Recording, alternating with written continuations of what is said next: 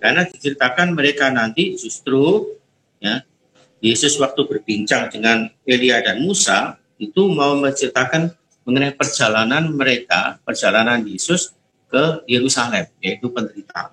Itu yang mereka katakan. Ya. Nah, saya teruskan dulu ayat 2. Setelah naik gunung tinggi, terus katakan, di situ mereka sendirian saja. Lalu Yesus berubah rupa di depan mata mereka. Jadi Yesus di sini menunjukkan kemuliaannya di depan mata para murid. Ya. Kalau kita lihat di Injil Lukas, ini diceritakan para murid ini sempat tidur karena saat itu sudah malam. Ya. Saat bangun, nah mereka melihat itu ceritanya. Ya.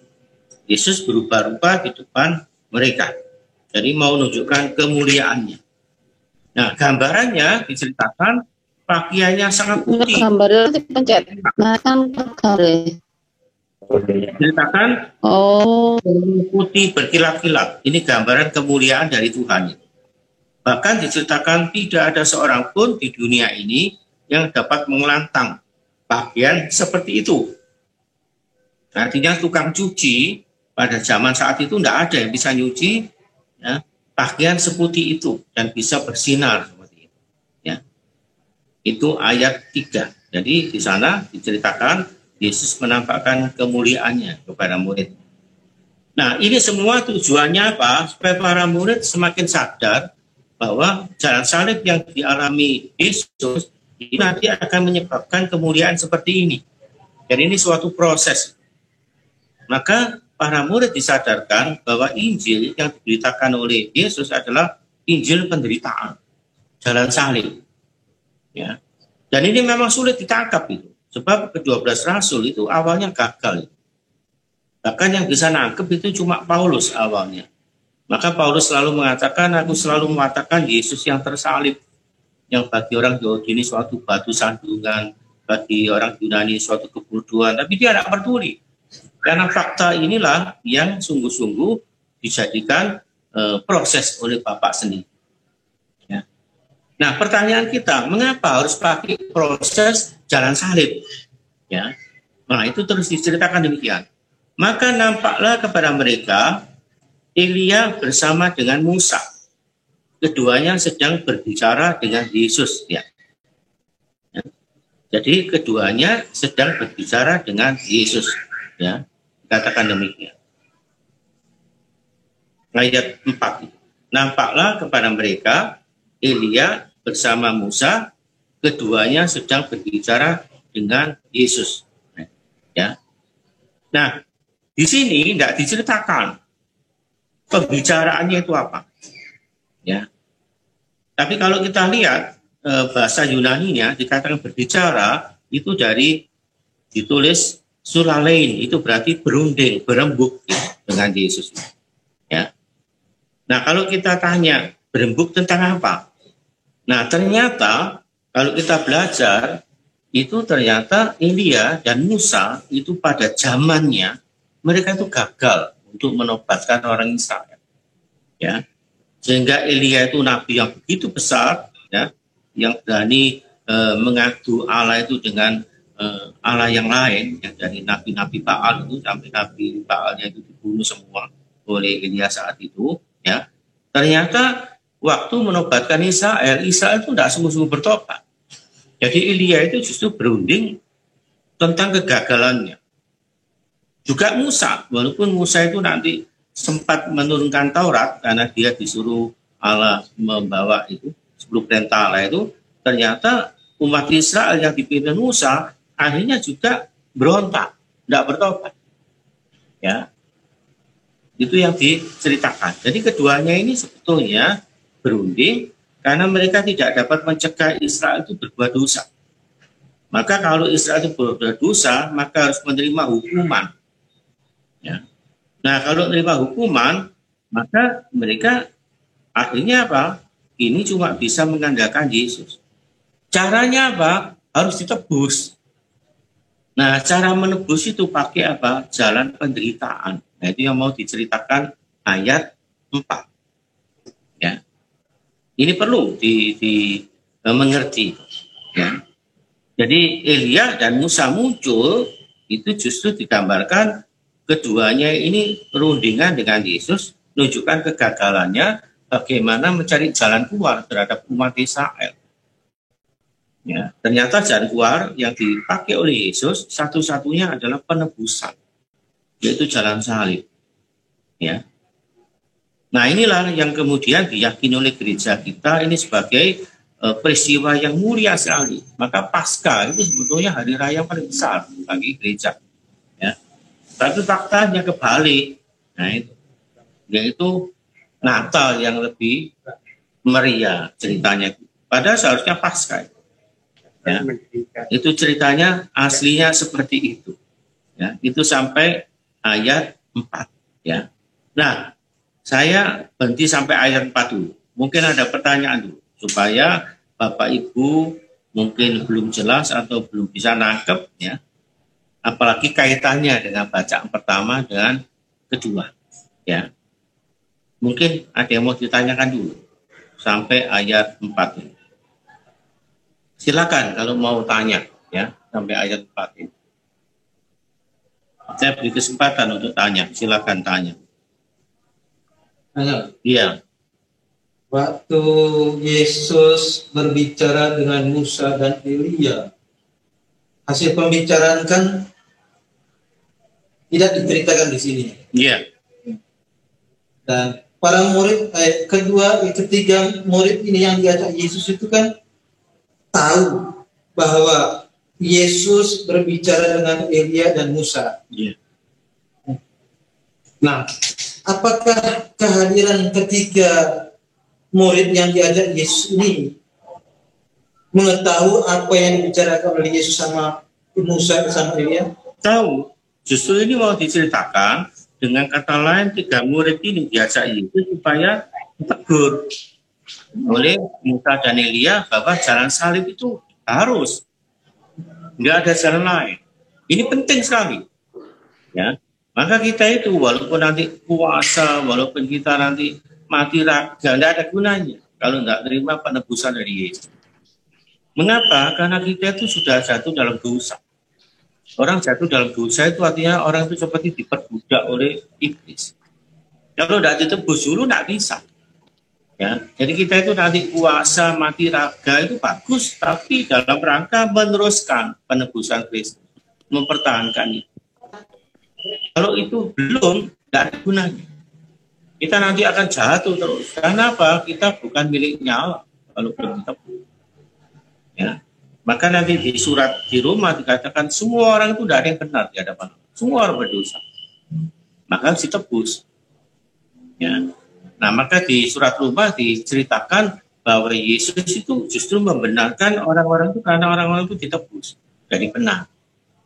Maka kita sekarang jadi benar itu karena hasil penebusan, bukan dari perbuatan kita. Kalau kita belum ditebus, kita puasa, tidak ada gunanya. Tidak ada gunanya. Maka zamannya Elia dan Musa, mereka itu setelah bertobat, mereka jatuh lagi, tambah dalam. Ya, kita lihat waktu mereka di Sinai. Setelah mereka itu menunggu Musa, kemudian apa? Jatuh dalam dosa. Ya, membuat patung lembu emas, ya, nyembah berhala. Ya. Padahal mereka itu sudah dituntun dari Mesir sampai ke sana, ini dibebaskan. Tapi mereka tidak tahu bahwa pembebasan ini tujuannya supaya memerdekakan mereka. Tapi mereka gunakan kemerdekaan itu untuk kesenangan sendiri. Mereka itu ingin punya Allah yang bisa dipegang, yang bisa diatur, yang bisa dibenarkan. Nah itu. Maka hati-hati, Allah kita itu roh.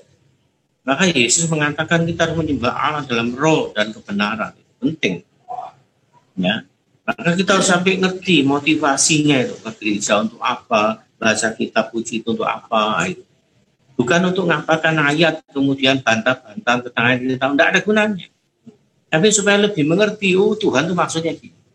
Cerita ini maunya gini. Ya. Jadi kedua murid ini tahu. Nah, mereka kemudian tidak bisa ngomong bahwa jalan salib itu suatu keharusan. Pada awalnya mereka tidak setuju. Ya, tidak setuju. bahwa Yesus nanti matinya seperti ini. Tidak setuju. Karena mereka itu mengidolakan pakai caranya sendiri, pakai pikiran sendiri. Nah, itu hati-hati. Ya. Maka hati-hati. Nanti dalam pelayanan kita juga bisa gitu.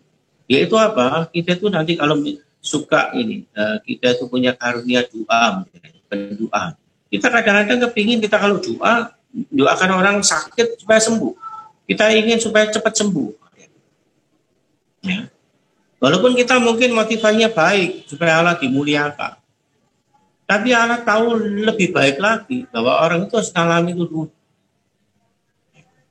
Ya. Kalau di kitab puji itu contohnya itu orang lumpuh yang digotong kedua temannya yang diturunkan dari atap rumah itu. Kedua temannya ingin supaya orang ini sembuh. Tapi waktu diturunkan di hadapan Yesus, Yesus ngomong apa? Hai anakku, dosamu sudah diampuni. Mengapa? Karena Yesus tahu yang paling dibutuhkan orang itu apa. Maka hati-hati. Kalau kita nyintai orang, kita itu jangan sembarangan ingin surprise pakai ini. Tanya, kira-kira kamu ingin apa, butuh apa. Kalau enggak, surprise kita itu justru tidak berguna bagi dia. Ya, hati-hati itu. Ada suami itu yang beri ulang tahun itu berlian, emas. Istrinya ngomong apa? Yang penting kamu jangan suka keluar, suka di rumah. Oke. Ya, padahal bagi suaminya supaya benda ini kan benda mulia, tidak penting. Bagi istri itu yang penting suaminya itu kerasan di rumah, ya, jangan suka keluar. Nah gitu. Ya. Padahal suaminya mikirnya, ini kan pemberian yang baik, mahal. Tapi bagi suami istrinya tidak penting. Karena saya tidak butuh itu. Ya. Nah hati-hati, karena Allah itu memberi yang paling baik. Nah yang paling baik ini bisa tidak cocok dengan cara mikir kita. Nah itulah, maka hati-hati. Ya. Jadi sengaja para murid ini ditegur dalam peristiwa ini, yaitu Yesus menunjukkan kemuliaan, kedua tokoh dari perjanjian lama ini muncul berbicara, terus Allah Bapa sendiri yang ngomong muncul. Nah mengapa? Supaya para murid ini sungguh-sungguh menerima Injil penderitaan, jalan salib ini harus diterima. Enggak ada jalan lain. Ya. Nah ini hebatnya di gereja Katolik itu. Maka salib kita mesti ada purpose-nya. Ya. Tapi sekali lagi, kadang-kadang kita itu lupa. Ya. Walaupun ada purpose-nya nanti ditiru, tapi salib Tuhan Yesus yang ada pribadinya, ada tubuhnya itu dibuat hiasan. Untuk kalung atau tersimpan di dodonya sini. Ya. Nggak untuk ditiru, nggak untuk disadarkan bahwa saya itu ditebus bersama Tuhan. Saya hidup sekarang itu karena hasil penebusan. Maka saya jaga diri saya. Harus itu, harus. Tapi faktanya seringkali kebalik. Nggak ngerti. Nah ini kemudian diceritakan ketika murid ini ditegur dalam peristiwa ini. Selain memang diuji kemuliaan oleh Yesus, ya, tapi mau ditegur, maka kamu jangan nolak jalan salib. Ya, awalnya Petrus nolak.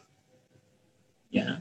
Nanti juga Yohanes itu emosian waktu Yesus nanti ke Samaria, ditolak oleh orang Samaria, Yohanes mengusulkan, Tuhan tak doa ya supaya turun bara api untuk menghancurkan Samaria. Padahal Yesus datang itu mau menebus apa? Semua umat manusia. Maka hati-hati. Ya. Maka dalam hal mengikuti Kristus, kekristenan itu musuh kita itu bukan orang, diri kita sendiri. Yang apa? Punya tafsiran sama, pandangan yang sama. Maka hati-hati. Ya. Nah inilah yang mau disadarkan di sini. Ya. Bahwa pada Paskah kedua kita diajak bertobat untuk menyadari lagi bahwa walaupun kita sudah dapat berkat, berkat ini miliknya Allah. Kalau Allah mau minta ya diberikan, dikembalikan. Ya. Supaya apa? Nanti Allah semakin memberkati kita. Sehingga kita semakin diketahui oleh Allah bahwa kita itu sungguh-sungguh takut akan Dia. Kita itu cuma di dalam hidup di dunia itu cuma jadi pengelola, bukan pemilik. Ya. Ini hati-hati. Karena seringkali kemudian kita itu kalau disuruh jadi pelayan, kemudian apa yang diberikan pada kita dimiliki, diatur, harus ini menurut selera saya. Malah jangan kaget itu nanti. Ya, selalu dikaitkan dengan selera. Ya, contohnya misalnya, ini bukan kritik pastor, tapi faktanya seperti itu. Nanti kalau pastor ini suka tanaman, nah nanti dia datang suatu paroki, tanaman yang diramu. Ya, nanti harus ada tanaman, harus ini, semua diatur. Nanti 3 tahun lagi kalau pastornya datang itu suka melihara binatang, oh binatang yang didatangkan. Lihat. Selalu gitu, pakai selera. Ini hati-hati nih, walaupun kelihatannya baik. Ya, kita bisa pakai pendasaran, kita puji. Ini kan ciptaan Allah dipelihara, ya. Tapi motivasinya itu sungguh-sungguh dari Allah atau dari dirinya sendiri. Ya. Maka saya sendiri, walaupun ngajak kita puji, saya tidak pernah maksa umat itu. Belajar harus ini, enggak. Kalau mau ya syukur, enggak ya terserah. Mau cari modelannya silahkan. Ya. Maka hati-hati ini. Kita jadi pelayan suka, kita itu kemudian jadi pemilik.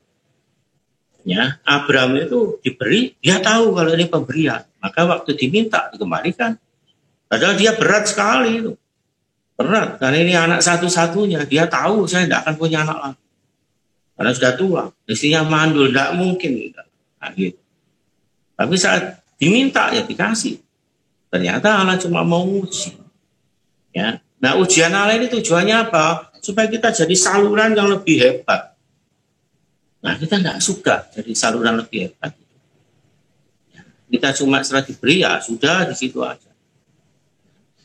Maka ini perlu diperhatikan.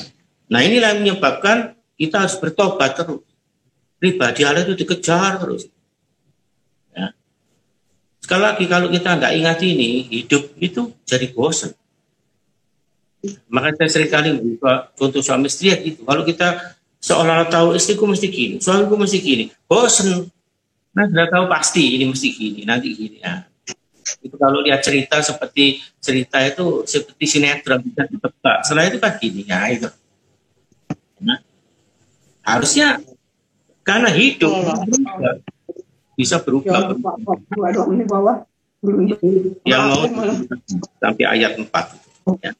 Jadi sekali lagi kedua murid ini tahu. Ya, tahu apa? Rembukannya Elia dan Musa kepada Yesus ini. Sehingga tiga murid ini sempat sadar, jadi salib ini harus dia terima. Maka saya tidak malu terima itu. Bahwa nanti anakku itu kelihatannya gagal, kelihatannya kalah. Itu sampai ayat 4.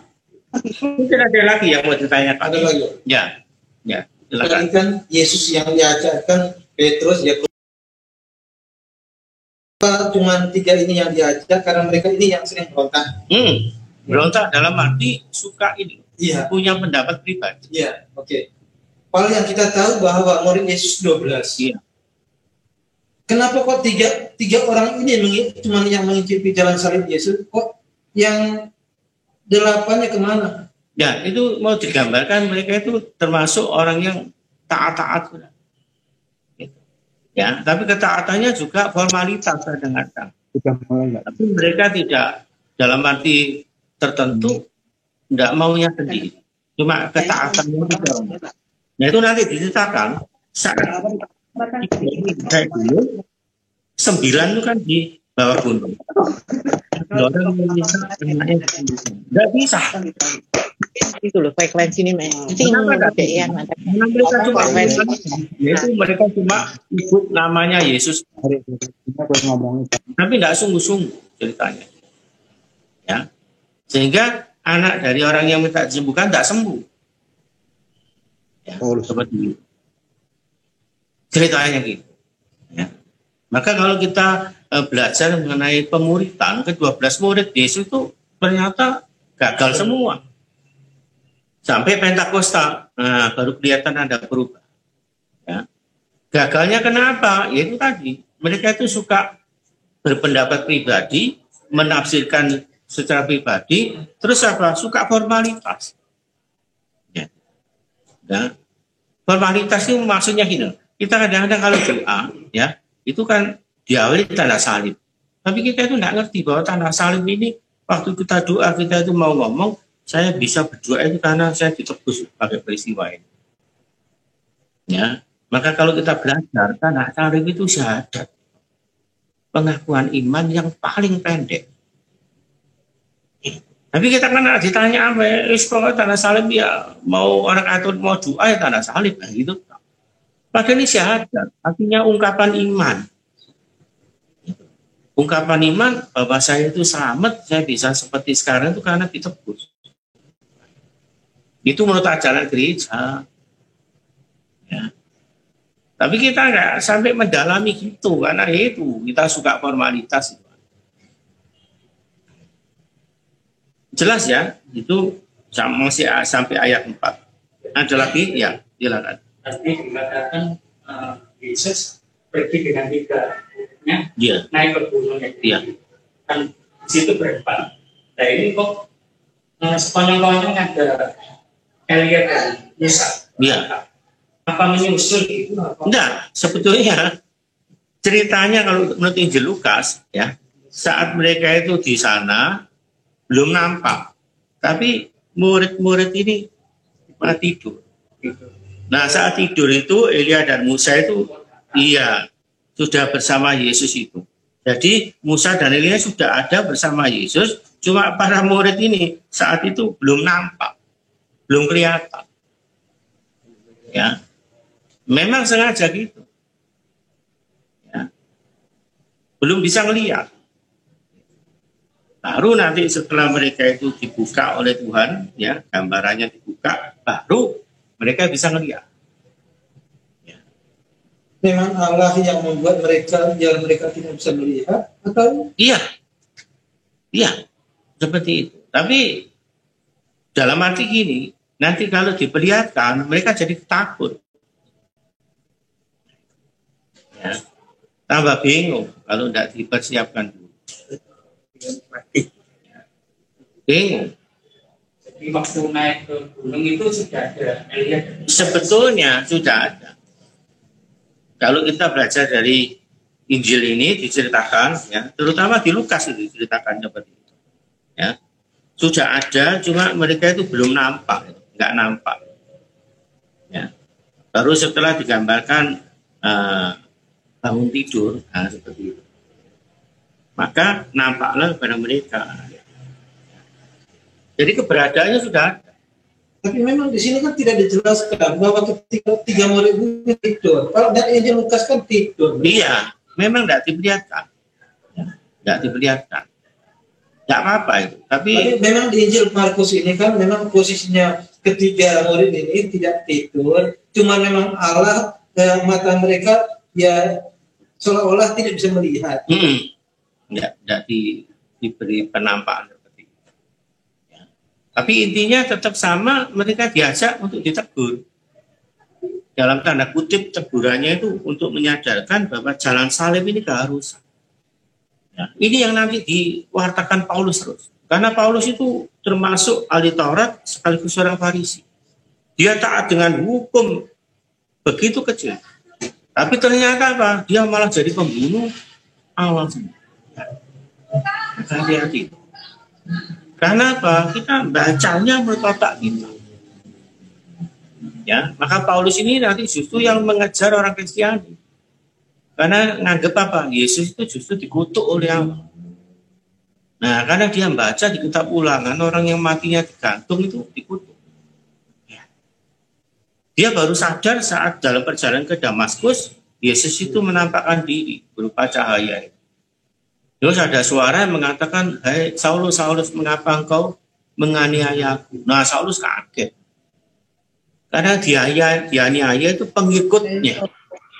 Tapi Yesus kok ngomong gitu? Nah, berarti dia kemudian sadar ternyata Yesus itu ada di setiap pengikut. Nah, ini penting bagi kita. Walaupun setelah jadi orang Katolik, hidup kita itu tidak benar, banyak dosanya. Tuhan tidak meninggalkan kita. Hati-hati. Kita murtad pun Tuhan tidak meninggalkan kita. Cuma dalam hukum gereja dikatakan murtad. Tapi hukumnya Allah tetap dicintai. Nah itu. Maka hati-hati. Kalau kita itu cuma belajar hukum itu nanti akhirnya tidak bisa lihat Allah. Ya. Hukum itu penting untuk supaya mencegah. Tapi kita itu kalau hanya berpedoman pada hukum, maka kita tidak bisa melihat sesuatu yang lebih dalam. Itu sangat membahayakan. Ya. Jelas ya sampai ayat 4 ini ya. Nah, kemudian disertakan ayat 5. Setelah mereka mengalami ya rundingan Elia, Musa dengan Yesus itu, kata Petrus kepada Yesus, Rabi, betapa bahagianya kami berada di tempat ini. Ya, jadi ditekankan apa? Kebahagiaan mereka, murid itu sendiri. Kemudian mengusulkan sesuatu yang kelihatannya baik. Baiklah kami dirikan 3 kemah, 1 untuk engkau, 1 untuk Musa, dan 1 untuk Elia. Kan baik ini. Seolah-olah murid ini taat. Ya, karena apa? Di puncak gunung ini dingin dan banyak anginnya. Mau dibuatkan tenda. Ya, bagus ini. Tapi mereka lupa kalau dibuatkan tenda ini akibatnya apa? Mereka setelah sampai di sana, Yesus tidak turun. Mana jalan salibnya kapan? Ya, menggagalkan pelayanannya Tuhan itu. Maka jangan kaget. Ya, justru yang menggagalkan kekristenan ya, itu umatnya, pengikutnya. Yaitu apa? Kita kurang bisa nyintai, kurang bisa ngampuni, juga membuang orang. Hati-hati, tidak bisa menghadirkan Allah yang sungguh-sungguh cinta kasih. Tapi kalau kita bisa menghadirkan itu, orang itu akan bisa melihat Allah. Ya, maka hati-hati itu. Bahkan Teresa yang Calcutta itu saat meninggal, banyak orang yang ikut berduka cita ngelayat sampai kepala negara. Karena mereka bisa tahu, ini kalau tidak dari Allah, tidak bisa orang seperti ini. Ya, pakai orang yang kecil, nolong orang seperti itu, biayanya dari mana, tidak jijik, walaupun seminggu dipelihara mati, tidak merasa gagal, terus berkarya. Ya. Kalau kita bisa putus asa itu, ya. Kita terima katakanlah 5 yatim piatu aja bingung. Sing mangani sopo, sing ngingoni sopo, sekolahnya gimana, bingung. Ya. Makanya orang sekarang itu punya anak tidak mau banyak itu karena apa? Takut repot. Ada lalu itu kenapa? Kamu tak jadikan saluran rahmat. Kita nggak mau buat hati-hati itu. Ya. Padahal Tuhan itu ingin apa? Justru keluarga Katolik yang hebat-hebat itu supaya nanti menelurkan banyak orang Katolik yang hebat juga. Ya. Tapi faktanya kita nggak mau. Maka jangan kaget itu nanti panggilan mulai berkurang. Tuhan berkurangnya itu karena ini Tuhan tidak manggil. Kita tidak ikut menyediakan sarana-sarana. Ya. Maka hati-hati. Ya. Itu sampai kalimat ya betapa bahagianya kami ayat. Ditekankan kita. Bahagianya ukuran ketiga murid. Iya. Karena mereka di gunung itu enak memang. Tenang, bisa ngelihat Tuhan ngomong, tidak ribut, tidak terjadi apa-apa. Ya. Tapi ini justru penggagalan. Ini batu sandungan, maka hati-hati. Ya. Maka kita itu kalau retret di tempat tenang itu nanti komitmennya tinggi ya, itu hati-hati. Nanti pulang itu bisa ya. Komitmennya tinggi, ya gini-gini sampai rumah bisa berubah lah. Ya. Mengapa? Karena realitanya nggak seperti itu. Di lapangan itu luar biasa, ya. Luar biasa kebalikannya maksudnya. Ya. Nah, Maka dikatakan oleh pengarang kitab puji ini, saat Petrus ngomong gitu dikatakan, ia berkata demikian sebab tidak tahu apa yang harus dikatakannya. Jadi bukan karena tidak mikir, tapi apa? Saking takutnya, maka dikatakan karena mereka sangat ketakutan. Ya, sampai bahasa Yunani ditulis ekphobos, fobia ekphobos itu. Saking ketakutannya. Nah, mengapa bisa takut? Nah, orang kalau sombong bisa gini, jatuhnya itu hancur. Karena biasa apa? Pembuat keputusan. Itu kalau saking takutnya bisa seperti ini. Maka kita di hadapan Allah sudah.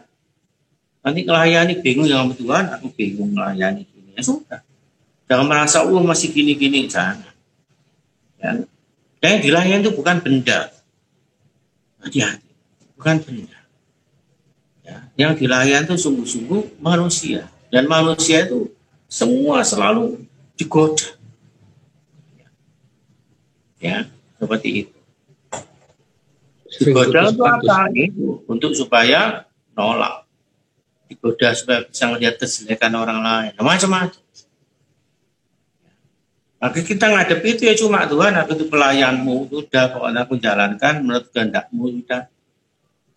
Dipuji syukur, tidak dipuji tidak apa-apa, nah itu. Ya. Seperti itu. Karena ini selalu menggoda orang. Ya. Saya pernah lihat orang itu kesaksian itu. Pelayanan di Jember atau Banyuwangi dari Surabaya. Sampai sana terus snacknya itu dikasih lemper tapi cilik-cilik. Dia ngomong, mosok snack kecil enggak kenyang sama sekali. Oh, lihat. Terus makanannya soto mangkoknya kecil juga. Oh, lihat. Ya. Sampai akhirnya harus beli sendiri, hanya karena terlalu malam harus nginep, pengeluarannya banyak. Loh, lihat. Ya. Seperti itu. Mengapa bisa gitu? Ya karena kita tidak melayani Allah sungguh-sungguh jadi hitung-hitung. Kalau lainnya lah sungguh-sungguh, ini mungkin berkat saya ini mau ditambah lagi. Harus itu bacanya. Tidak boleh bacanya, saya ini hari ini torok.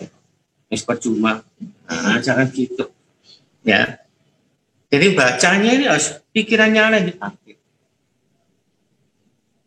Ya ini sulit, karena nangkep pikiran Allah itu sulit. Sulit setengah mati. Maka ada Romo itu cerita sama saya kalau disuruh doakan orang sakit, mesti mati. Padahal orang sakit didoakan yang sembuh, kami dia sungkan dengan keluarga-keluarganya. Sampai dia takut kan. Ya, itu Romo Aswidi cerita. Doakan orang sakit, mesti mati setelah tak doa. Ya, tapi orang mikirnya didoakan supaya sembuh. Ya. Kalau kita ngerti didoakan cepat mati ya enak, tidak sakit ya lama-lama. Ya. Tapi pandangan orang kan beda.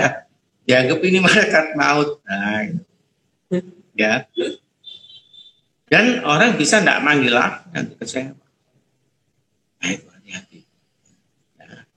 Sama, saya seringkali kalau ada konsultasi, kadang-kadang saya marahi. Padahal orang mikir saya sudah gini loh, kamu konsultasi itu tujuannya apa? Kalau tujuan cari bener, nah ini loh caranya Allah itu gini. Kalau kamu salah ya marah. Jangan nganggep kalau sudah konsultasi, oh ya karena dia sudah datang kita kasihan, enggak. Kalau salah disalahkan.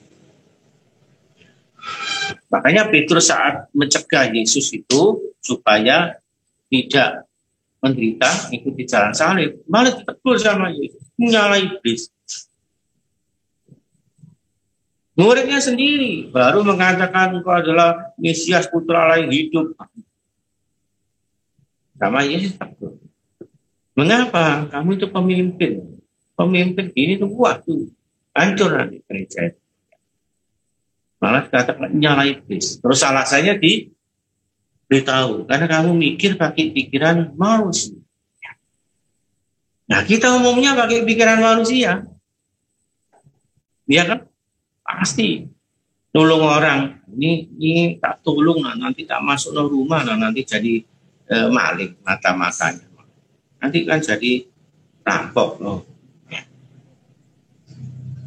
Sering kali kita gitu. Sehingga kita hanya ketakutan. Ini ditolong atau enggak? Ya. Nah, maka perlu minta Allah yang memimpin terus-terusan. Nah, untuk supaya Allah itu memimpin terus-terusan, nah kita harus banyak bertobat. Setiap menghadapi segala hal harus tanya sama Tuhan. Boleh enggak? Ini yang benar gimana sih? Ya. Tapi umumnya kita enggak seperti itu. Ya. Kalau yang ringan-ringan seolah-olah mesti jalan keluarnya gini, mesti. Nanti Senin kita belajar itu. Saat muridnya biasa naik perahu disuruh nyebrang, saat ada badai, Yesusnya tidur, enggak digugah. Mikir ini soal air, kita kan nelayan, pinter. Ya, tapi setelah tambah buahnya airnya bingung terus teriak, Tuhan tolong kita binasa, padahal Tuhannya tidur. Mengapa? Karena pakai ukurannya sendiri. Tuhannya kalau tidur apalagi dikatakan di buritan, itu tempat yang lebih rendah. Dan dia yang kena dulu. Tapi justru para murid mutusi kita binasa. Tuhannya enak-enak tidur. Mengapa kita melihat itu? Nah, karena kita lihat pakai kacamata kita, pakai kekuatan kita, pakai ukuran kita. Ya. Maka beriman itu harus melihat Allah terus. Nah, ini yang sulit. Mengapa? Karena Allah tidak kelihatan. Ya. Allah tidak kelihatan, terus gimana? Nah, jalan satu-satunya yang banyak ini. Tanya. Nah, nanti tegurannya Allah itu gitu. Inilah putra yang kasih, dengarkanlah dia. Persis saat dibaptis, itu suara ini seperti itu ngomong juga. Ya. Tapi tidak ada kata dengarkan. Nanti di gunung ini Allah ngomong gini, inilah anak yang kukasih, dengarkan lagi. Selama kita tidak dengarkan Kristus terus, kita masih jatuh. Ya. Kemudian, walaupun hati kita baik, bisa jatuh. Jatuhnya apa? Yaitu kita main perasaan. Ya. Hati-hati. Kita harus hidup itu main benar atau tidak. Tidak boleh main perasaan. Itu sampai ayat 6. Ya, jadi dikatakan mereka itu sampai saking takut. Nah, mengapa bisa takut kayak begitu? Karena sombong. Sudah mutusi gini, terus dibalik jadi bingung. Ya, seperti itu. Kemudian, ya itu tadi. Sampai mengusulkan sesuatu yang kelihatannya bagus, tapi ini jadi batu sandungan. Ya. Nah, kemudian saat Petrus berkata demikian, terus ditanggapi, ya. Nah, ini tanggapannya demikian. Maka datanglah awan menaungi mereka, ya. Ya. Awan yang menaungi mereka. Ya. Awan ini bukan sesuatu artinya awan yang gelap, nah ini terang, ya. Menaungi mereka, ya. Jadi dikatakan menaungi mereka. Nah, mereka itu siapa? Semuanya dinaungi, ya, dari awan yang terang ini. Ya. Kemudian dikatakan, dan dari dalam awan itu terdengar suara. Inilah anak yang kukasihi, dengarkanlah dia. Ya, suaranya dikatakan inilah anak yang kukasihi, dengarkanlah dia. Artinya keputusannya itu hanya pada Yesus. Ya, jadi kalimat ini persis sama saat Yesus dibaptis itu ada kalimat itu. Cuma kalimat selanjutnya dengarkanlah dia, nah baru muncul di sini. Ya, seperti itu. Jadi Yesus itu yang dijadikan pedoman, jangan yang lain. Jangan perasaan, jangan kegagalan, nah, seperti itu. Kita bisa merasa apa? Gagal, ya. Tapi jangan mikir itu.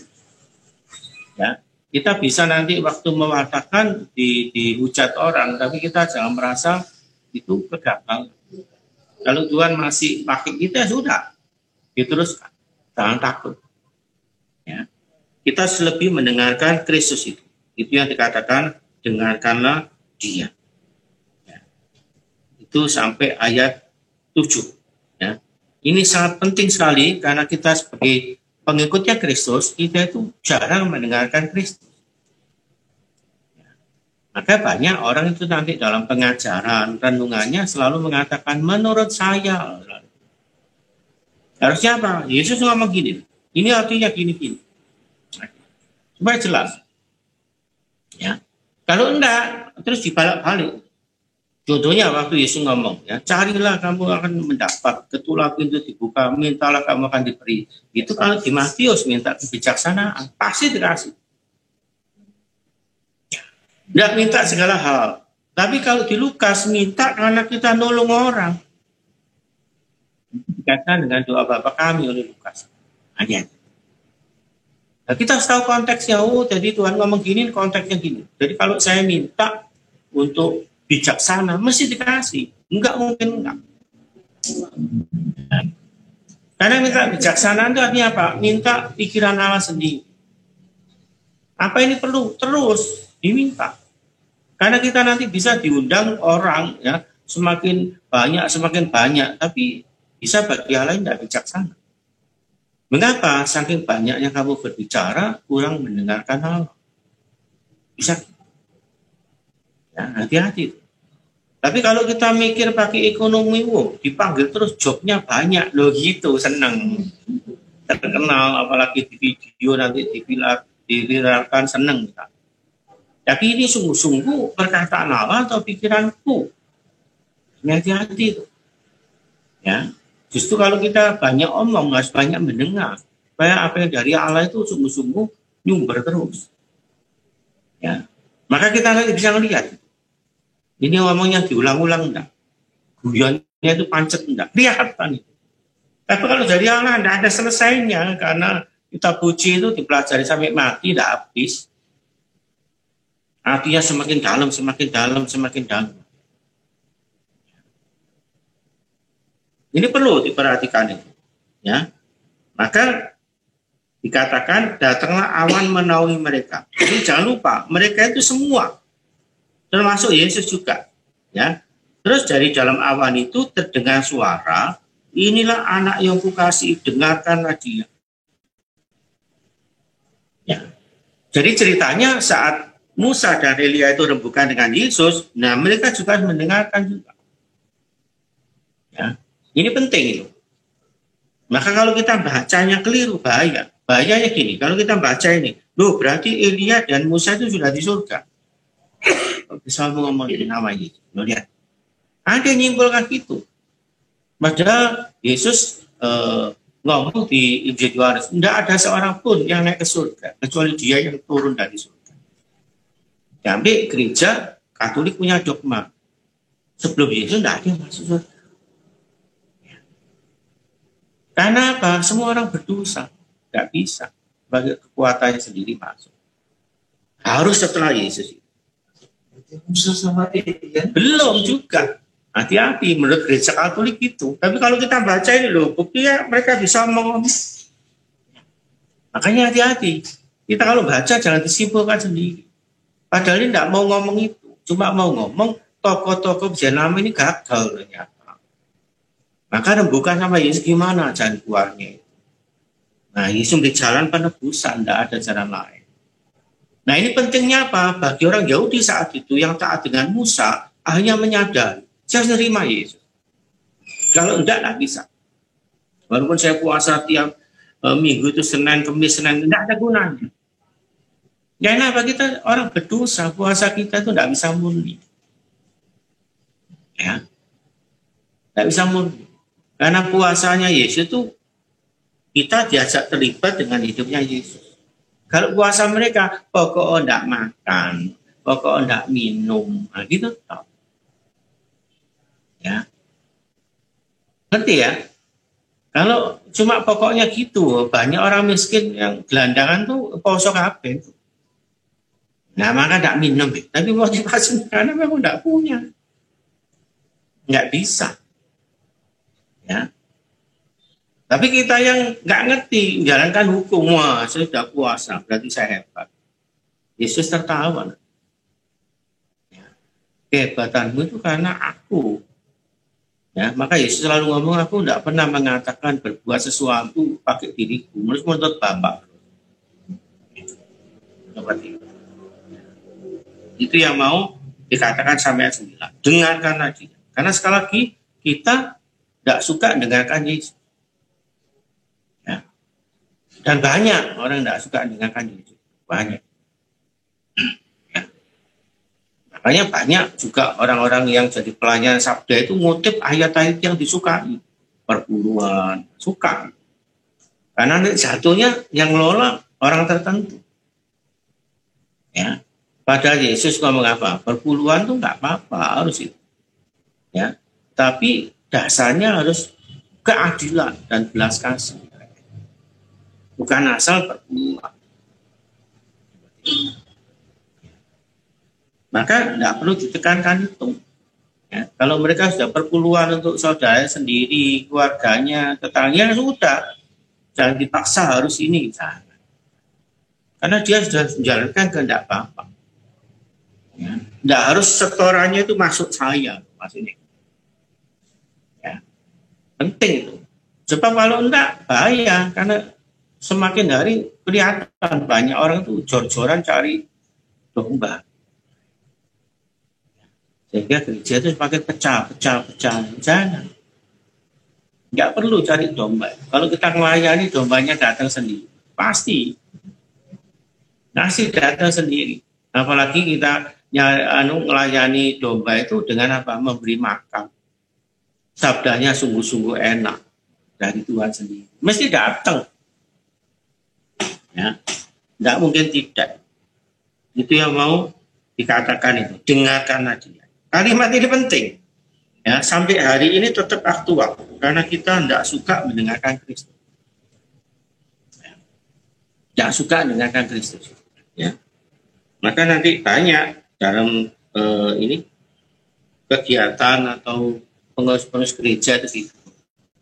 Kalau mau bantu misalnya umat, kadang-kadang yang ditanya apa? Dananya ono enggak? Ya. Enggak pernah tanya, Tuhan itu benar enggak ya ini yang perlu dibantu orang ini? Enggak. Dananya ono enggak? Ini bunganya harus keluar enggak dari bank? Ya, harus ditutup.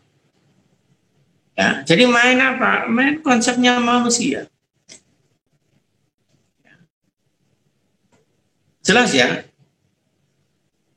Kalau kita suka gitu, nanti Tuhan tidak didengarkan. Terus organisasi ini bukan dari organisasi kegerejaan, tapi jadi organisasi sosial. Nah, itu tidak ada bedanya dengan kelompok lain, agama tidak ada beda. Ya, justru kita itu khusus itu, karena pelayanannya itu Kristiani. Supaya menghadirkan Kristus secara nyata. Ini sulit sekali. Ya, sulit sekali. Maka kita harus hati-hati. Ya. Itu sampai ayat 7. Ya. Ya. Kedua tokoh perjanjian lama antara Elia sama Musa ini, berarti kan dua-duanya kan belum masuk surga. Setelah Yesus bangkit, baru kedua tokoh ini ikut bangkit. Iya. Bersama Yesus. Iya. Karena Yesus itu dikatakan yang sulung.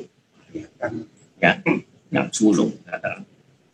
Bahkan di dunia dikatakan tidak ada seorang pun yang naik ke surga kecuali dia yang turun dari surga. Ya, ini penting ini. Yusuf Roni baca ini kemudian bertobat. Loh, kalau tidak ada terus berarti kalau kabeh. Siapa? Iya, ini tempat penantian. Istilahnya gereja itu. Berarti Bunda Maria juga belum? Enggak, Bunda Maria kan setelah Yesus itu. Ya, gereja meyakini setelah Yesus baru Bunda Maria. Ceritanya.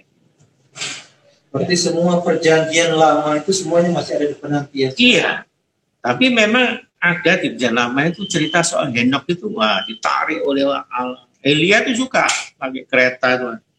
Padahal itu sebetulnya oleh gereja bukan langsung masuk surga. Itu cara kematian yang beda dengan orang kebiasaan. Mengapa? Karena itu mereka setia. Elia itu setia. Ya, dia percaya dengan Allah itu sampai Allah itu juga gaconya. Ayo kamu doa, saya juga doa. Allahmu hidup atau Allahku yang hidup? Sampai gitu. Ya, padahal itu berapa ratus itu nabi-nabi Baal semua yang terus itu. Akhirnya tidak bisa.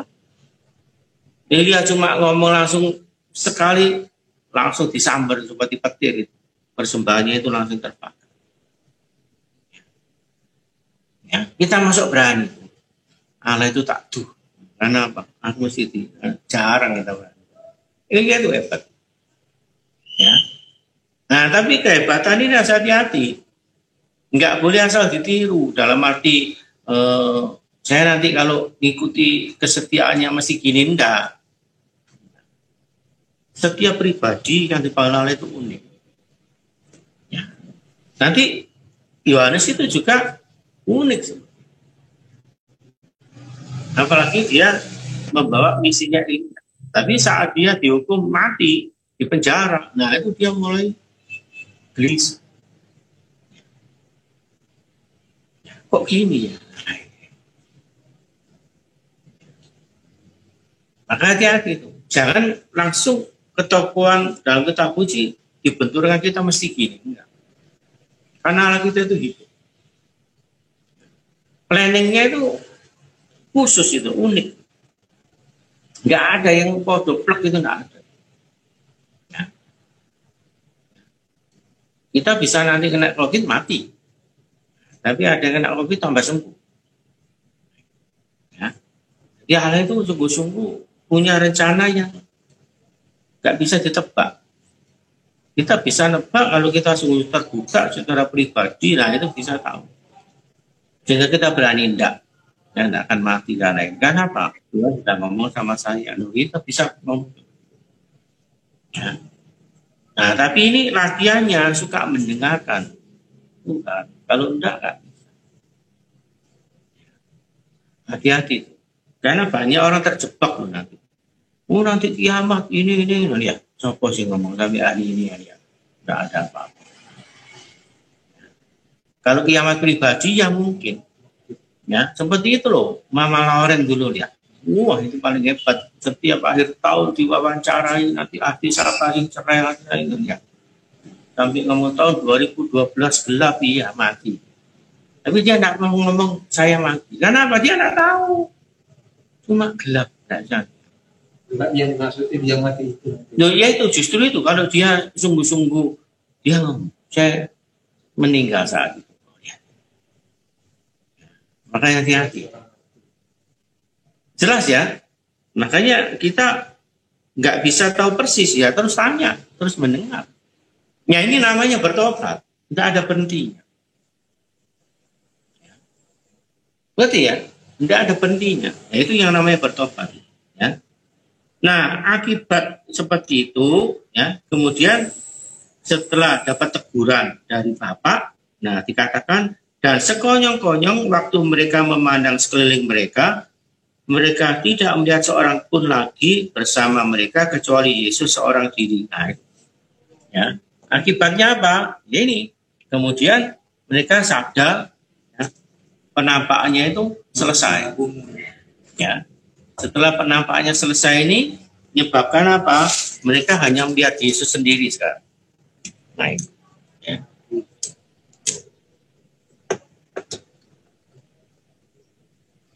Itu sampai ayat 8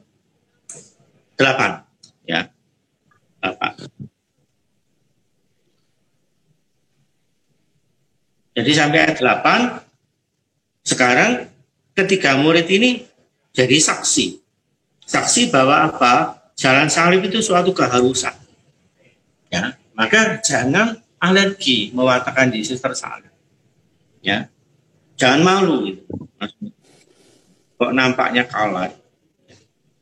Maka dikatakan pada waktu mereka turun dari gunung itu Yesus berpesan kepada mereka supaya mereka jangan menceritakan kepada seorang pun apa yang telah mereka lihat itu sebelum Anak Manusia bangkit dari antara orang mati. Artinya apa? Tidak boleh cerita tentang peristiwa ini. Ya.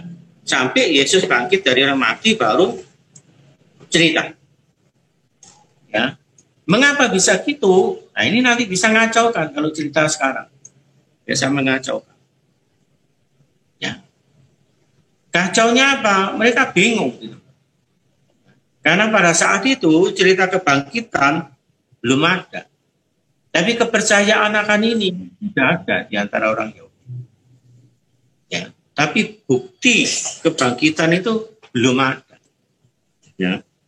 Maka tidak boleh. Ya. Tidak boleh cerita itu. Ya. Nah, ini dicegah oleh Yesus karena apa? Mereka bisa, ya, karena saking gembiranya, nah itu cerita bahwa Yesus itu tidak kalah gini, tapi bingungin nanti tambah. Tidak kalah kok pakai caranya gini ya, seperti itu. Ya. Karena nanti kalau kita belajar di Injil Yohanes di bab 12 ayat 34 itu dikatakan nanti Sang Mesias itu dinubuatkan tetap hidup selama-lamanya. Nah, kalau mereka kemudian cerita bahwa ini nanti gini, wah bisa ribut ceritanya. Ya, maka dicegah supaya tidak cerita itu. Nah, dicegah tidak ngomong, ini termasuk apa? Pertobatan. Hati-hati. Ya. Makanya imam-imam itu kalau sudah dengar pengakuan dosa itu disumpah. Kalau dia ngomong dikeluarkan dari gereja Katolik, diekskomunikasi. Berarti ya, walaupun nanti orang itu yang ngaku dosa itu faktanya di paroki itu suka buat ulam, bencekno, suka protes, tetap tidak boleh ngomong pengakuan dosa. Ya. Jelas ya, ini termasuk apa? Dia harus bertobat, taat ini dengan Kristus itu. Walaupun tahu, dia tetap begini. Ini sekali lagi nggak gampang. Karena kita biasanya kalau tahu, suka ngomong. Makanya jangan kaget itu, ya di medsos itu ya. Tahu gini, cerita, gitu ya. Tapi kadang-kadang kita dapat berita itu yang sama dari teman-teman banyak itu, dia beritanya sama semua. Karena merasa tahu ini penting kita ya. Hati-hati. Itu seolah-olah kita yang jadi Tuhannya. Ini perlu ini ya. Maka perlu tanya Tuhan terus itu. Kan tanya. Ya. Di sini kan Yesus berpesan kepada ketiga murid ini. Kalau kita melihat bahwa ya setiap Yesus melakukan mukjizat penyembuhan. Dan orang yang merasa disembuhkan, mereka menceritakan hal itu. Kalau Yesus sudah pesan, jangan menceritakan ini kepada siapapun. Bukannya mereka tidak menceritakan, malah semakin gempar untuk menceritakan. Ini kebeda. Iya. Gitu. Tapi waktu ceritakan mereka juga sebenarnya melanggar. Melanggarnya apa? Nanti yang ikut Yesus itu orang yang cacat, sakit-sakit. Ya, padahal biasanya orang kalau gitu setelah disembuhkan pergi tok. Terima kasih hilang. Ya. Padahal Yesus di dunia ini justru mau cari murid supaya diteruskan. Maka kalau kita mikir hidupnya kok cuma 3 tahun. Murid itu supaya sungguh-sungguhin. Makanya dia 3 tahun bersama muridnya itu supaya muridnya itu matang, nerima terus, lihat terus.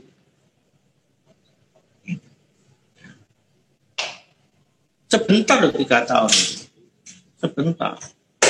Dan orang itu sungguh-sungguh kalau cuma belajar 3 tahun, tidak dapat apa-apa. Kalau apalagi tidak pernah lihat dengan sungguh-sungguh, cuma asal-asalan, nah sulit.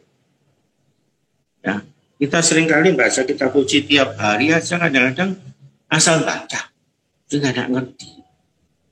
Kalau sudah dalam itu baru kaget, ini ternyata artinya gini. Padahal sudah dibaca berulang-ulang, tidak ngerti. Nah, mengapa? Ya itu tadi. Karena kita nggak sungguh-sungguh mau mendengarkan. Ya. Jadi dilarangnya itu supaya ini tadi, tidak tambah mengacaukan. Karena jalan salib ini, sekali lagi, proses untuk cari. Kalau kemudian ini diomong dulu, nah itu nanti jalan salibnya bisa mandek. Nah, Karena seringkali orang kan seperti itu. Makanya kalau kita lihat itu, di Indonesia orang kaya-kaya itu ya, yang diambil kayanya toh. Prosesnya dia sampai jadi kaya, tidak ditiru.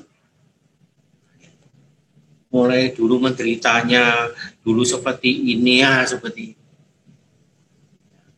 Tidak ditiru. Pokoknya sekarang ditiru, sekarang dia kerja gini, niru kerjanya. Prosesnya dulu lah. Jadi merubah mentalnya nggak tahu. Ya. Nah itu. Maka kita perlu tahu perjuangannya itu. Nah caranya apa? Tanya orangnya. Jangan asal niru produknya.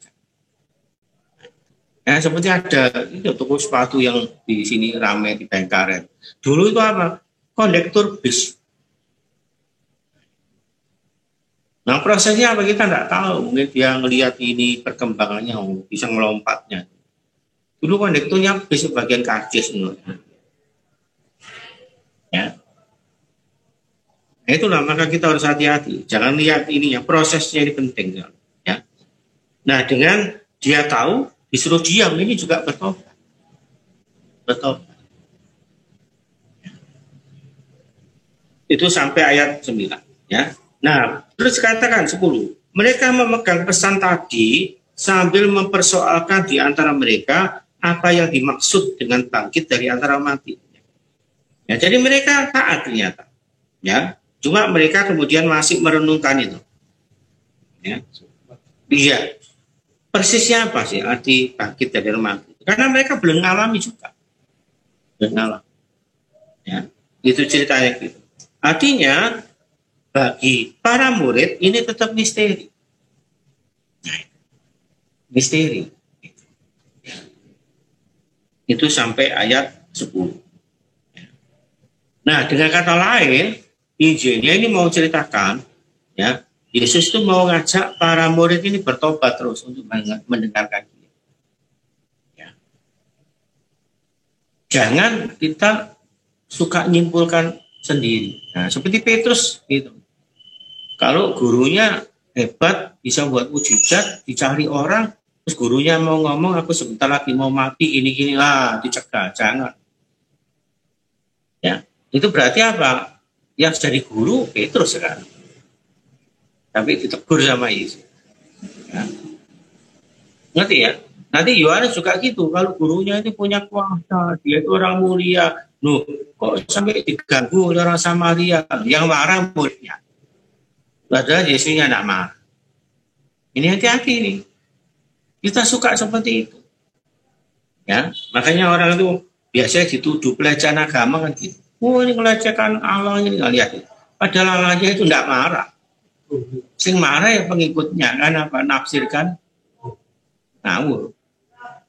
Kalau Allah saya dilecehkan saya tertawa. Karena apa? Allahku tidak marah. Tapi kita terus nafsirkan, nanti ini mesti gini. Siapa bilang? Ya, justru dengan kita tidak marah itu justru malah mau menunjukkan Allah kita itu ini loh, baik, sabar. Tapi umumnya lihat di dunia kita itu marah, dilapor harus ini gini ya. Ya, itulah yang penting. Nah inilah menyebabkan kita diajak oleh Yesus pada masa Prapaskah ini bertobat.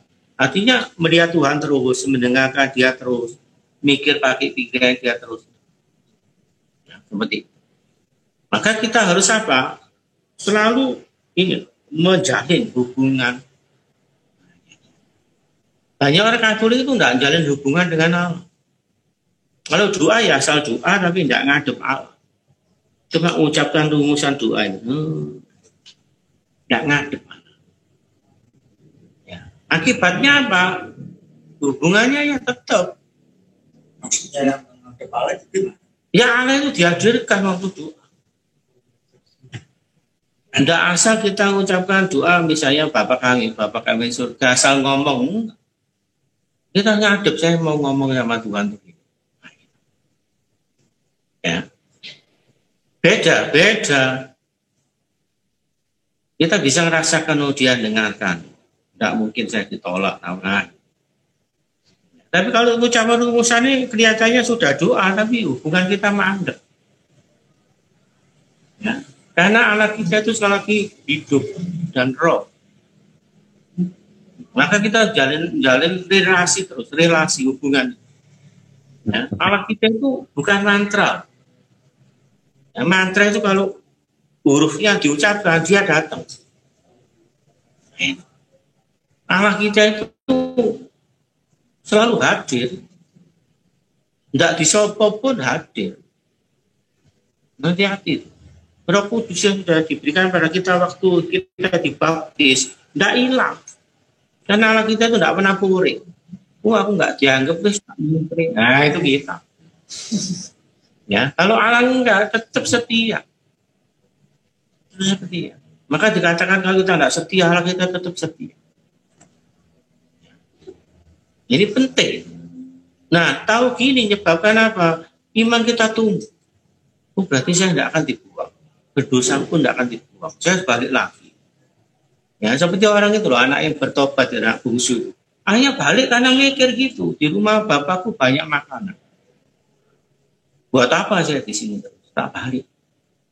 Tak ngaku, saya nggak usah dijadikan anak gak apa-apa. Jadi hamba ya gak apa-apa. Karena apa? Dia ngelihat kekayaan bapaknya, kebaikan bapak. Gitu. Ya. Berarti ya, maka kalau orang itu doa ngadep Allah terus, mesti tumbuh. Enggak mungkin tidak. Kalau enggak mungkin tuh. Pancet. Cara bikinnya pancet, ininya pancet, berhadap orang pancet, mesti gitu. Karena dia tidak dirubah. Ini hati-hati, ini penting. Kalau kita merasa melayani Allah benar, kita mesti berubah. Karena ketularan. Ya. Maka saya sering beri contoh, kalau kita sekolah kedokteran itu harus higienis, harus gini. Berubah kita, mulai pakaiannya lihat.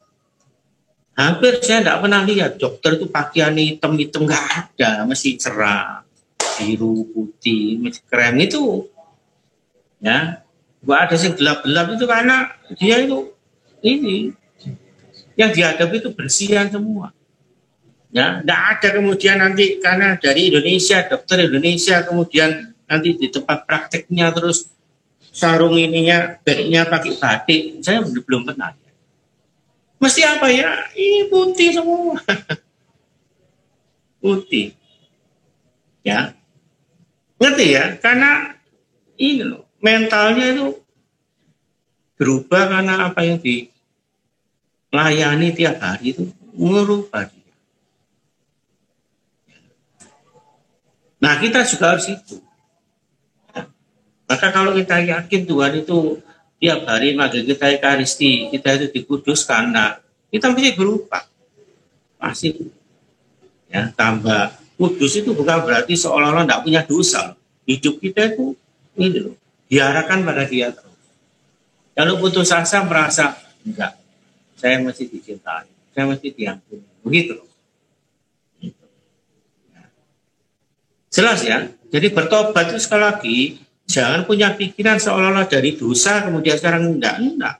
Tuhan itu maunya apa dikejar terus. Kehendaknya apa dikejar terus. Nah, ini menyebabkan kita itu jadi hidup. Ya. Kalau enggak bosen.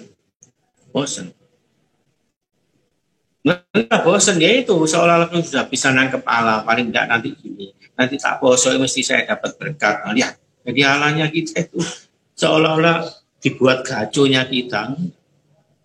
Ya, maka kalau kita baca sejak awal, kenapa Allah itu menolak persembahannya Kain? Itu karena haknya. Ya, tapi guru-guru agama karena Kain mempersembahkan hasil pertaniannya sing elek-elek, Abil sing api anak domba loh ya dikarang-karang. Enggak. Jadi kita mesti tidak ceritakan itu. Ya, justru itu mau mengatakan karena Kain itu kakak itu tidak otomatis mesti didengarkan. Ya, walaupun tradisionalisasi kakak itu dihormati, dia lebih nanti dapat warisan lebih banyak daripada adiknya. Di hadapan Allah haknya langsung. Itu mau ngomong gitu. Ya, maka hati-hati. Hati-hati. Nah, kita itu sekali lagi punya hak prerogatif. Nah, ini hati-hati. Ya. Jadi ini mesti gini, enggak bisa didikte. Enggak bisa. Karena dia itu hidup. Dia lebih tahu. Dan tahunya itu enggak besok sampai selama-lamanya tahu. Ya. Maka saya sering katakan pada murid saya, kalau kita minta kekayaan enggak dikasih, oh terima kasih oh. Kamu masih kaya, mesti tambah jalanmu enggak benar. Nah, terima kasih ya. Yang penting apa? Sehat. Itu udah selesai. Ya. Jelas ya, ada ini peristiwa ini. Doakan supaya suaminya kaya lali ambil bujui. Terus istrinya menyesal. Dulu enggak tak doa, enggak sampai sini. Ya, salah ya diminta kaya. Minta supaya nanti dia jadi bapak keluarga yang baik kan. Ya. Minta kaya hanya apa? Sudah kaya kawin lagi. Ya, hati-hati. Ya. Jelas? Ada yang mau ditanyakan dulu? Mungkin ada yang mau tanya, silakan. Ya, yang ikut Zoom mungkin mau tanya, silakan. Dari bacaan pertama, kedua, dan Injil. Ya. Jadi masa prapaskah ini kita diajak bertobat. Nah itu ditekankan, bertobat itu seperti itu. Ya, seperti Abraham yang sudah dapat anak, berkatnya ini kemudian diminta, ya dikembalikan pada Allah. Ya, seperti itu. Nah, bacaan kedua kita disadarkan karena kita sudah ditebus sama Tuhan. Tuhan ada di pihak kita. Nah, kita kemudian apa? Tidak perlu takut. Ya, seandainya Allah minta sesuatu ya dikembalikan. Karena Dia yang memberi semuanya. Kita bisa jadi sekarang karena sudah ditebus. Ya. Nah, di Injil diceritakan murid ini mau disempurnakan terus sama Yesus. Diajak bertobat. Supaya mengerti bahwa jalan salib ini satu-satunya jalan penebusan, tidak ada jalan lain. Ya. Maka gereja karena sadar ini, tiap Ekaristi selalu menghadirkan peristiwa ini. Selalu menghadirkan itu. Ya, bahwa Tuhan ini mengorbankan dirinya. Ya. Sampai mengambil alih perjamuannya orang Yahudi menjadi tubuh dan darahnya Kristus sendiri. Supaya apa? Supaya Yesus diberi kesempatan masuk ke dalam setiap pengikutnya. Ya. Maka kita kalau nerima aja itu sudah bagus. Apalagi setelah nerima menghayati lebih bagus lagi. Bahwa saya itu ternyata dicintai. Padahal mungkin kita itu punya kanker, punya utang, punya masalah, tetap saya diterima sama Tuhan. Gitu. Ya, itu maksudnya gitu. Sehingga apa? Saya tidak ditinggalkan sama Tuhan. Keberadaan saya itu ya tetap dicintai. Nah, ini menyebabkan kita semangat. Walaupun faktanya kita punya persoalan iya. Mungkin bagi orang lain kita tidak dihargai. Tapi bagi Allah kita dihargai karena apa? Kita memberi kesempatan. Itu adalah kematian, kebangkitan, dan kenaikan Kristus. Iya, mau tanya silakan. Iya, silakan kalau mau tanya. Iya, siapa yang mau tanya silakan. Iya. Di perikop atas mengatakan, Petrus mengatakan berbahagialah. Kita. Di bawahnya mengatakan apa yang dikatakan oleh Petrus ini. Iya. Kita tahu bahwa mereka bersama dengan Yesus. Apa memang Allah membuka hati pikiran mereka sehingga mereka belum menikmati jalan dari Yesus itu? Tidak, bukan. Baca dalam konteks orang-orang Kristen yang menderita ya, yang dipersekusi. Kata-kata Paulus ini sangat benar. Gimana? Saya tidak dengerin. Silakan. Diulang lagi pertanyaannya. Yang mau tanya silakan, diulang lagi. Saya kurang bisa nangkep. Mute-nya dibuka. Mute-nya. Ya. Pak Rudi, silakan. Kalau mau tanya, silakan. Saya tidak dengar tadi ada yang tanya itu.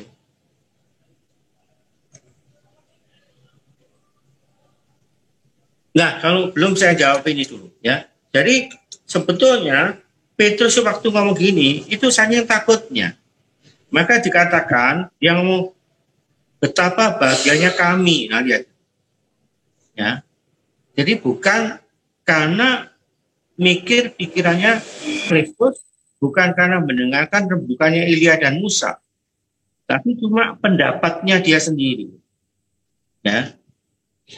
Maka kalau dikatakan demikian, ya, dia tidak tahu apa yang harus dikatakan. Yang harus itu artinya seharusnya dia harusnya ngomong apa, dia nggak ngerti saking takutnya. Ukuran betapa bahagianya kami ada di sini itu loh. Dia itu perasaannya dia. Itu ikut termasuk Yesus sendiri. Enggak. Cuman ketiga. Iya. Tiga itu malah diwakili oleh Petrus. Ada dua orang itu yang kita nggak tahu. Lalu senang itu kayak gitu loh. Ya. Seperti itu. Maka kemudian apa? Kata kalimat ini ditegur sama Bapak. Ditegur. Nah, tegurannya itu mau ngomong gini loh. Inilah anakku itu berarti apa? Ini loh. Yang saya angkat jadi raja ini, ya Kristus. Nah, kamu harus dengarkan dia. Gitu. Ya. Karena ini kutipan dari Mazmur ini. Ya, bab 2 itu tabisan raja itu pakai kalimat ini. Ya. Nah, inilah anak yang kukasih, dengarkan dia ini. Maksudnya itu ya kepada 3 murid ini tadi. Iya. Kamu murid ini. Jadi murid ini harus dengarkan Yesus. Jangan berpendapat sendiri, ya. Apalagi pakai pikirannya sendiri berdasarkan ini, pengalaman imannya dalam perjanjian lama. Jangan. Ya, berarti ketika murid ini waktu Allah menyampaikan firman ini tahu berarti dengar. Justru ini mau dikatakan dia diajak ditegur melalui Yesus nampakkan diri kemuliaannya, rembukannya Elia dan Musa bahwa mereka itu gagal. Jadi sekarang tanya jalan keluarnya gimana, gitu loh. Jadi Yesus itu ngomong jalan salib. Ya supaya murid ini jadi saksinya. Jadi jalan salib ini bukan kegagalan. Ya, tanpa jalan salib hancur semua manusia. Sebentar. Ya, saya belum paham. Yesus kan ajak bicara sama Elia sama Musa. Enggak, dua orang ini yang berundingan sama Yesus. Iya, berunding sama Yesus. Iya. Gitu. Berunding sama Yesus. Tentang kegagalan. Tentang kegagalan para murid. Bukan. Kegagalan Musa sama Elia. Iya. Ternyata mereka itu jadi nabi, tokoh perjanjian lama yang menurunkan Taurat, tidak menyebabkan Israel bertobat. Nah, waktu Yesus ajak bicara sama Elia sama Musa, ini ketiga murid ini cuma sebagai saksi. Iya, suka atas pembicaraan iya, sehingga mereka semakin yakin bahwa jalan salib itu harus. Ya, makanya saya sejak tadi ngomong yang bisa nangkep ini cuma Paulus. Murid awalnya itu takut, malah lari waktu Yesus tangkap. Ya, bahkan Markus itu nanti justru lari telanjang karena waktu ditangkap itu, waktu itu jam malam itu dia pakai pakaian malam itu, saking takutnya itu jubahnya ditarik, diculno, lari telanjang, yang penting selamat daripada mati. Sampai gitu Markus. Ceritanya gitu. Jelas ya. Jadi sekali lagi pada masa Prapaskah ini kita diajak bertobat. Tuhan kita itu hidup, dia roh. Nah kita nyembah Allah dalam roh. Ya. Kita umumnya itu dibendakan. Pokoknya saya sudah gini ya. Yang penting apa? Dengarkan dia. Ya. Kita bisa doa tapi tidak mendengarkan. Ya. Kita bisa ke gereja tapi tidak mendengarkan maunya Tuhan itu apa. Sehingga kita tidak dapat masukan. Nah, kalau tidak dapat masukan, kita tidak kuat. Tidak kuat. Ya, kita tambah jatuh, tambah putus asa. Ya, seperti itu. Maka jangan kaget itu. Kita suka lebih mendengarkan dokter. Ada suster itu divonis, kamu nanti sampai berapa bulan aja sudah meninggal. Ya, susternya sampai marah. Terus dia ngomong enggak. Itu soal mati itu urusannya Allah. Hanya dia sungguh-sungguh sampai lebih dari itu masih. Ya. Karena dia menyerahkan dirinya pada Tuhan. Ya. Walau faktanya sakit, tapi maksudnya tidak nyebabkan mati. Karena sekali lagi mati hidup itu ya Allah yang tentukan. Makanya kita harus hati-hati. Ya. Kita suka lebih mendengarkan orang. Nah ini menyebabkan apa? Yang jadi masukan itu bukan Tuhan. Nah kalau yang masuk bukan Tuhan, nah kemudian apa? Ya akhirnya kita jadi pengikutnya dia. Takut. Ini takut ya. Seperti itu. Tapi kalau kita dengarkan misalnya kita kejadian Allah menciptakan semuanya baik. Baik itu selain baik dalam arti fungsinya juga apa ada gunanya untuk kebaikan kita. Apalagi dikatakan manusia itu puncak ciptaan. Jadi semua ini diberikan kepada manusia. Mesti ada obatnya. Mesti ada jalan keluar. Nah gitu. Cuma kadang-kadang kita belum menemukan.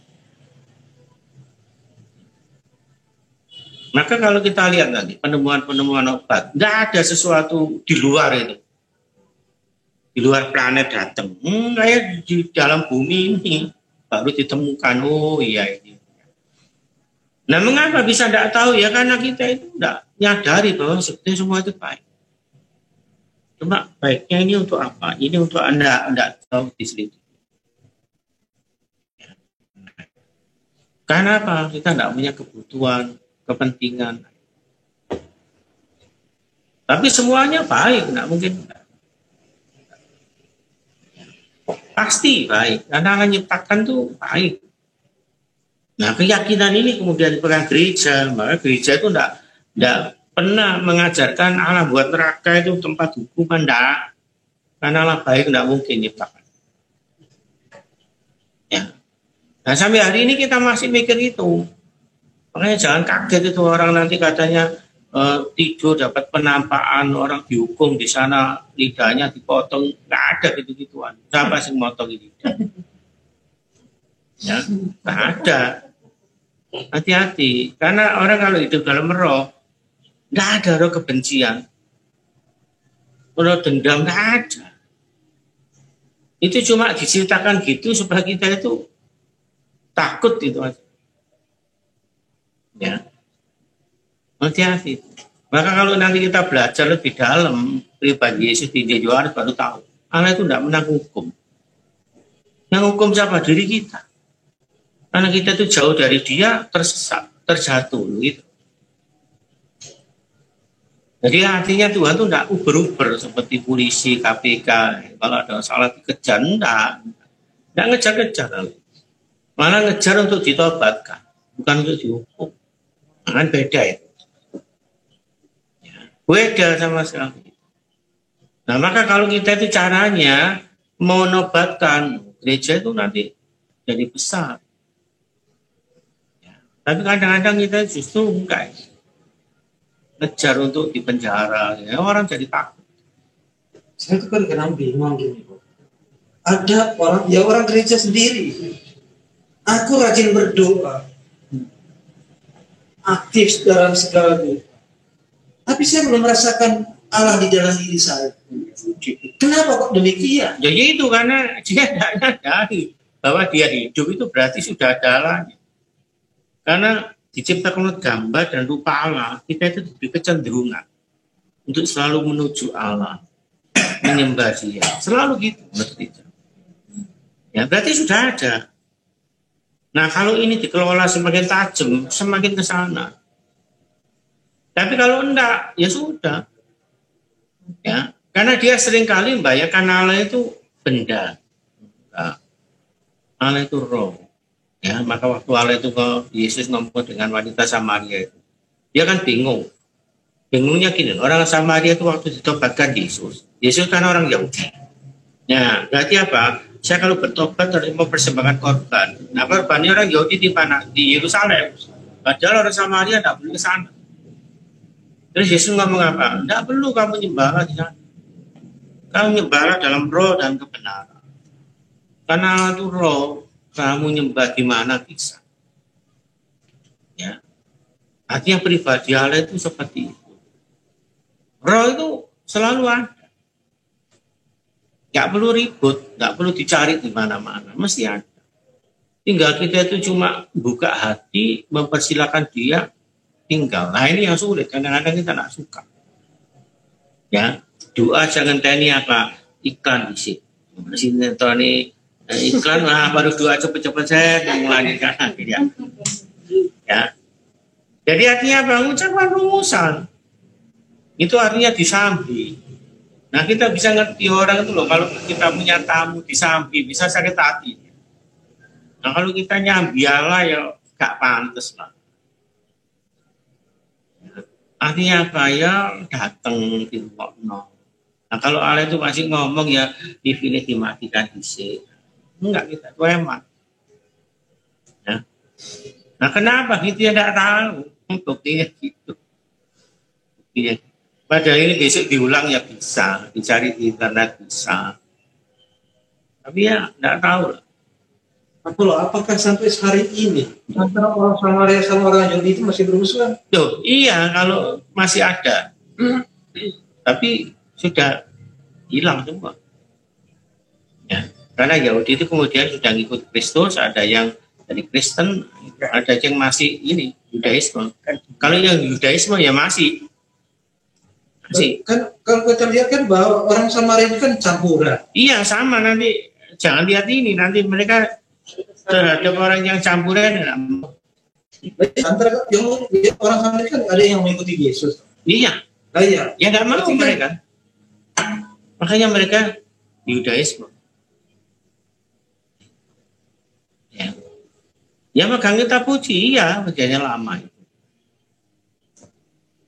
Nah pada perjanjian lama itu kalau dibaca itu masih belum tuntas karena masih nunggu Mesias. Nah sedangkan Yesusnya sebagai Mesias ditolak, ini sudah gimana lah. Jadi mereka itu muter aja hukum. Berarti antara Yahudi sama orang Samaria ini bukan satu bangsa. Aslinya satu. Kalau sebetulnya ya Samaria itu termasuk Israel. Iya, tapi kawin campur itu nggak dianggap murni gitu aja. Islam dulu, kalau gitu loh. Kalau Saya bukan masalah soal kawin campurnya enggak. Maksudnya itu hubungannya itu. iya, kalau dia jaga itu nggak mau ya sudah lah bisa. Ya, darahnya dianggap nggak murni. Dan itu diyakini, makanya kalau kita lihat kenapa Isa itu tidak dapat kesulungan, karena dia kawin bukan dengan orang Israel. Ya, tidak seperti Yakub. Emang seperti itu. Ya itulah cara mikir yang salah itu. Nah kita juga ditobatkan ini supaya kita itu jadi murid yang selalu mendengarkan Kristus. Kristus yang terus diomong. Maka kalau kita bahas kita puji, Kristusnya Tuhannya yang diomong. Jangan cuma yang sampingan-sampingan diomong. Ini Elia kalau ngomong dari Yesus berarti Elia sudah masuk surga. Musa sudah. Yesus tidak mengajarkan itu gereja. Ya. Ini mau ngomong apa? Nah, itu yang penting. Yang lain sampingan tidak perlu ditekankan. Nah itu namanya pikiran pengarangnya ditangkap, pengerti. Maka dalam masa pertobatan ini pada pekan kedua ini diceritakan seperti itu. Tuhan itu dikejar terus, menyesuaikan dengan pola pikirnya, rancangannya, prosesnya. prosesnya gitu ya diikuti. Jelas ya?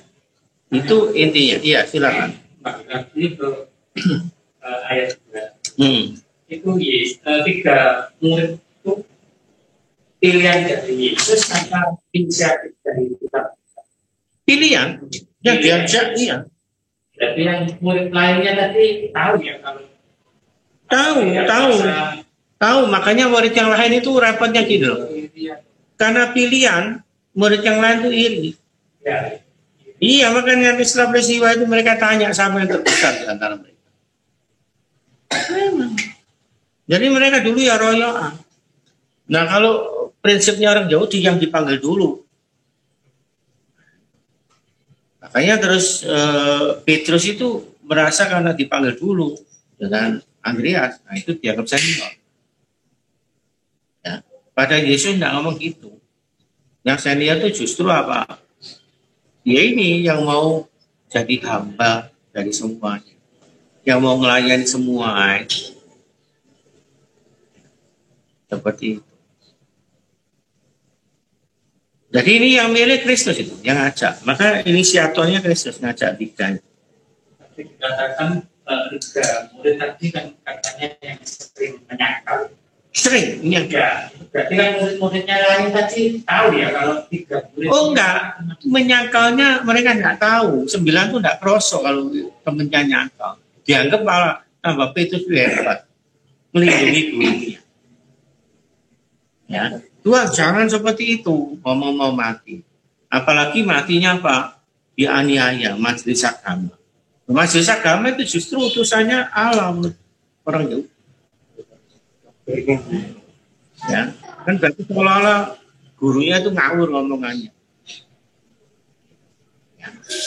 Maka jangan kaget itu. Nanti kita kalau pelayanan yang mencegah kita itu bukan agama lain, orang jauh yang nggak bisa belajar. Hati-hati, kita bisa kecewa teman. Pelayanannya gini, memang gitu. Ya. Kalau orang luar nggak dianggap sama kita, orang nggak ngerti. Yuk. Orang dalam ini yang membuat kita cepat-cepat.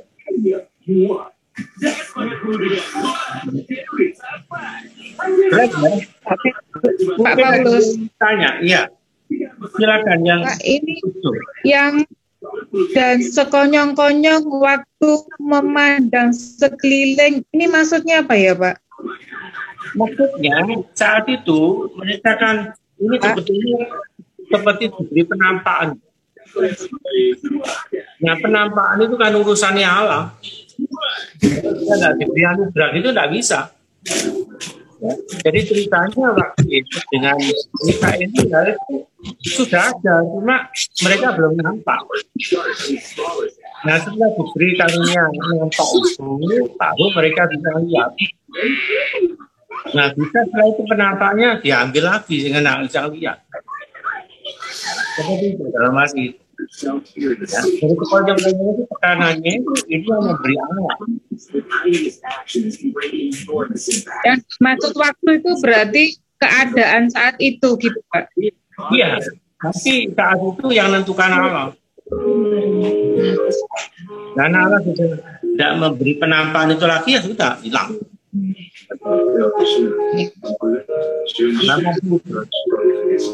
Terima kasih, Pak. Ya, yang lain mungkin ada yang tanya, silakan. Elia sama Musa melakukan diri berbawa bicara kepada Yesus. Apa memang pada saat itu ya tidak ada tokoh lain selain dua tokoh ini? Misalnya sekarang Abraham, semestinya Abraham yang muncul. Kok yang muncul kok malah Elia sama? Enggak, ini loh.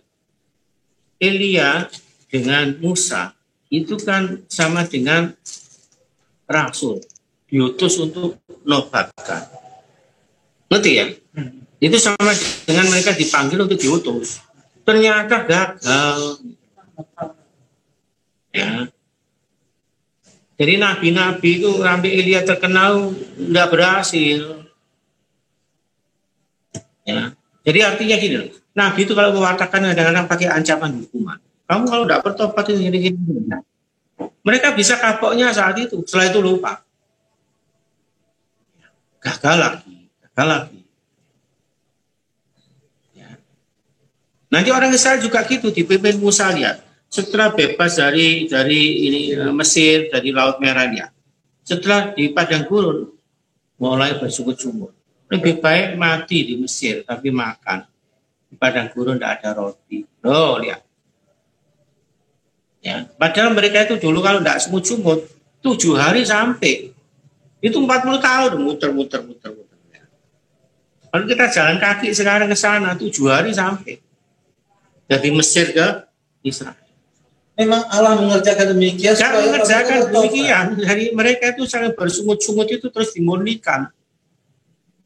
Kalau orang ini terus yang jadi pengikut pilihannya Allah, hancur semua. Harus murni. Maka sampai berapa generasi, ya, dimurnikan. Supaya nanti yang masuk inilah agak murni. Jadi bulat tuh aja itu muter. Ya, tadi kan Pak Polo bilang, ya kalau dalam jalan, kalau berjalan tuh kalau ya 7 hari, muter 40 tahun sekarang. Jadi itu karena mereka nggak murni itu, jadi ya gitu. Ya. Kalau nggak murni ya gitu. Kalau dia sungguh-sungguh motivasinya cepat gitu. Kalau tidak murni ya bulat kayak memang gitu. Ya. Nah itulah, maka kita harus sungguh-sungguh ini mengerti ceritanya kenapa ya bisa gitu.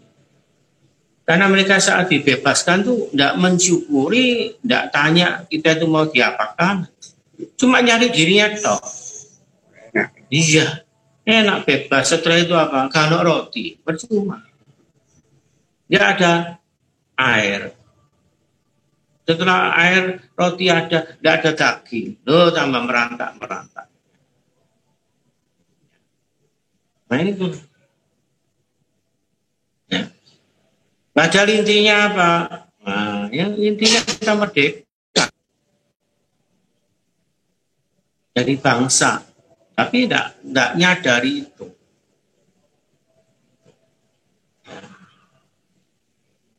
Jelas ya? Dulu waktu tidak punya mobil gini, tiap hari ke gereja, tiap minggu rajin ke gereja. Setelah punya mobil, mesti rekreasi, lali. Terus anaknya gak sekolah minggu lagi, tidak bisa. Akhirnya apa? Akhirnya anaknya males-malesan. Seperti itu. Makanya hati-hati. Ya. Nah, melihat ini loh, Tuhan yang punya rencana terhadap hidup kita itu ini tidak gampang. Karena kita itu tidak pernah menyadari bahwa saya itu istimewa di hadapan Allah. Tiap orang mesti nyadar. Mesti dia punya rencana. Nah, tanya terus supaya kita maju. Kalau enggak, kita jadi orang biasa-biasa. Kalau sudah biasa, ya sudah ada marking, kayak tidak ada apa-apa. Padahal Allah itu ingin membuat kita itu unik. Ya. Maka Paulus itu sampai bisa melihat bahwa gereja itu digambarkan tubuh. Ya. Punya fungsinya masing-masing, jadi tangan, jadi jari. Ya. Ini kelihatannya nggak ada apa-apanya, nggak ada gitu. Tapi kalau kita nggak punya jari baru terasa. Ya. Kalau misalnya ada yang cacat lebih baru terasa. Tapi kalau sudah gini dianggap tidak istimewa. Ya. Maka Tuhan pakai perumpamaan itu. Ya. Waktu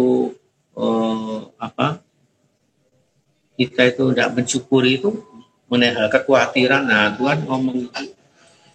Ya. Kalau Tuhan itu menciptakan perut, menyebabkan orang bisa lapar, rasanya mesti disediakan makanan. Kalau sudah nyiptakan tubuh nanti kena angin bisa dingin, mesti menyediakan pakaian. Nah, tapi melalui apa? Ya itu teknologi. Awalnya mungkin dari daun, dari apa. Ya. Seperti itu. Jadi Allah itu sudah punya rencana baik kita tidak bisa melihat baiknya. Mengapa? Tidak mendengarkan. Ya, seperti itu.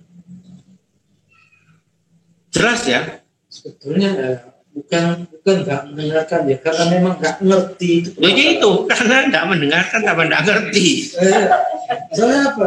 Ya banyak orang ya karena nggak ngerti, makanya nggak pernah dengar. Coba kalau misalnya dia ngerti, ya pasti dengar. Tapi kalau kedua-duanya aja, enggak, harus mendengarkan dulu. Harus mendengarkan dulu. Baru mendengarkan, lama-lama bisa ngerti. Nah kita itu waktu mendengarkan Tuhan apa? Diterima dulu. Nah, jelas ya. Tapi ada yang enggak mau dengarkan. Nyimpulkan sendiri. Saya di Jombang itu pernah ngajar tuh seorang ngomong gini, Pak saya tidak mau ikut Kristus. Kenapa? Lah perintahnya gitu. Kalau ditampar pipi kanan sembuhkan pipi kiri. Loro kabeh Pak. Ya. Kalau anak kecil ngomong gitu, anak SMA, saya itu maklum. Gua orangnya dewasa. Nah, yang nyuruh ngantikan gitu ya siapa? Salahnya dewek ngantikan menurut pikirannya sendiri. Ya. Tapi sudah nyimpulkan. Harusnya apa? Tanya, Pak iki hatinya apa sih kok aneh? Ya. Waktu Sipri tanya soal, ini orangnya disembuhkan dari kerasukan setan yang setannya masuk babi-babi, ngikuti Yesus kok ditolak. Itu yang pernah tanya awal itu orang Kertosono. Pagi-pagi sudah SMS saya. Padahal saya itu tidak suka di SMS. Karena HP saya itu cilik-cilik. Teleponan. Akhirnya saya telepon. Dia ya juga bingung.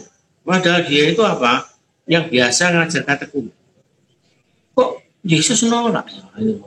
Padahal ngomongnya pasti-pasti kalau ngajar harus ngikuti Tuhan. Kok ini malah ditolak? Dia juga bingung, tapi tanya. Setelah dijelaskan baru kaget. Oh iya. Jadi Tuhan itu mau diikuti tapi dalam rangka supaya kamu tambah selamat. Dan kalau kamu ngikuti Tuhan tidak menyelamatkan, tidak boleh. Jangan. Ya. Karena dia bukan orang Yahudi. Karena Yesus itu prakteknya di orang Yahudi. Kan itu kebetulan dia di Sungai Yordan sebelah timur. Nah, di sana memang ada orang kafirnya banyak. Terkenal dengan kota di Kapolis itu 10 kota ini banyak orang kafir. Tapi justru karena pertobatan orang ini, pewartaannya di sini banyak orang bertobat. Maka Yesus waktu ke sana gampang. Nah, mengapa banyak orang bertobat? Karena lihat fakta. Orang ini dulu dicancang di kuburan, diikat di pohon. Karena apa? Gendeng, kerasukan. Lu ngadepi Yesus sembuh. Padahal sebelum ketemu Yesus, tidak ada yang berani lewat sana. Rantai aja diputus, ini diputus, tidak makan, tidak minum, tidak mati. Orang lihat sendiri, tapi setelah bertobat orang ini mewatakan kaget. Ya, saya barusan ini berarti seminggu saya mengunjungi teman saya meninggal di Kriak. Ya, pendetanya itu tidak tahu namanya siapa, kalau dia ngomong nyebutnya Pak Titi, ya, mungkin Timotius. Saya tidak tanya. Dia cerita. Dia diceritani gurunya itu apa? Orang kebatinan. Dia cari Tuhan, siapa yang paling berkuasa di dunia. Caranya gimana? Masuk ke sungai, Bengawan Solo. Dia punya ilmu bisa masuk ke air. Jadi puasanya itu masuk ke air.